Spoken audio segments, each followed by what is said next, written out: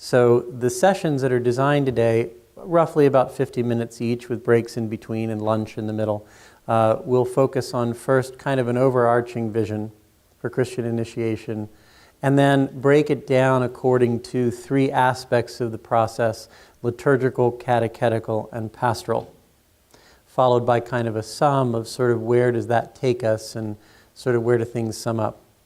I think it's very appropriate that we do this on the feast of St. Andrew, for the sake of the apostle, of course, who was the, if you will, quick evangelist to his brother for the sake of Jesus, but actually more for a personal reason for my sake. As Jesse was noting, the parish that I served as a DRE for 15 years, it was named St. Mary's of Piscataway. Piscataway is a word unfamiliar to most people. To some of you, it reminds you of a town in New Jersey. But its source name is actually in Maryland, my home state, because the Piscataways were the tribe of first contact for the first Catholic foundation in the original 13 colonies. The only colony founded by Catholics was Maryland, founded by the two ships, the Ark and the Dove, which is sort of our Mayflower, which landed in 1634 at the bottom of where the Potomac and the Chesapeake Bay meet, at a place called St. Clement's Island offshore, where they celebrated the very first Mass in the English colonies on the Feast of the Annunciation.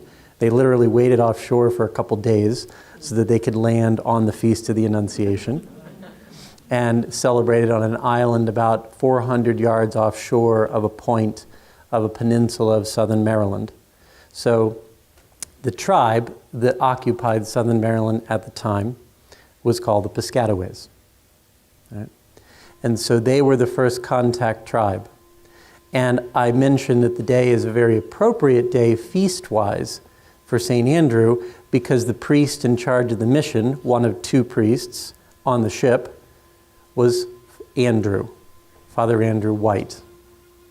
And Father Andrew White, he was the chief missionary. He was a Jesuit, of course, the Jesuits being a very strongly missionary order in the 17th century, the 1600s. And he went on to go ahead and leave to his subordinate the English colonists, a majority of whom were Protestant. Maryland, though founded by Catholics, never was majority Catholic. It was always population-wise, as it is today, majority Protestant. And so most of the people on the Ark and the Dove were Protestants. But they were served by Englishmen who were Catholics, at least initially.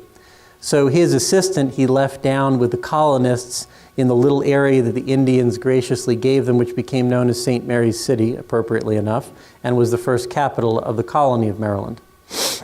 And Father Andrew White, his preference was to evangelize the Piscataway tribe.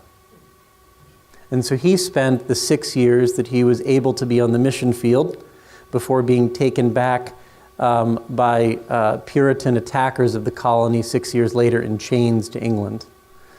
And that reality for him meant that he spent those 6 years living among the Indian tribe, the Native American tribe that was there, in their native town called Pascatoa.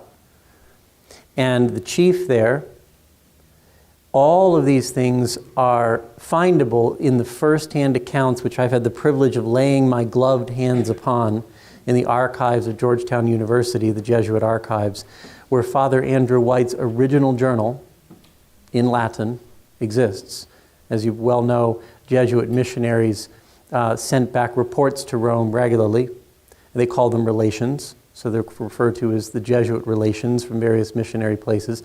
And all of Father Andrew White's original relations survived.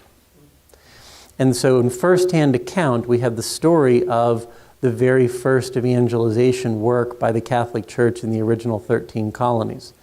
I know that our brothers and sisters up in Canada and in northern New York get most of the press for the first martyrdoms in the 1650s, St. Isaac Jogues, the French Jesuits.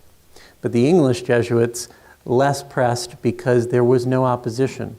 We know there was battle with the Iroquois, etc., right? Martyrdoms. But the Piscataways were peaceful, and they received the gospel peacefully. So it didn't make the headlines as much. There were no martyrs in the early mission field of Maryland. there was successful evangelization. And there was the very first baptism, Catholic baptism in the original 13 colonies, was the Piscataway chief. Prior to the 1650s, prior to Kateri Tekakwitha, prior to anything that they did in the French territories, this Catholic baptism on July 5th, 1640, of the chief and 150 members of his tribe, along with his wife, 2 of his children, was the first time that Catholic baptisms blessed American Indian souls in the original 13 colonies. It's a story most of you don't know, I imagine, right? But it is the first place that the order of Christian initiation penetrated the American mission field in the original 13 colonies.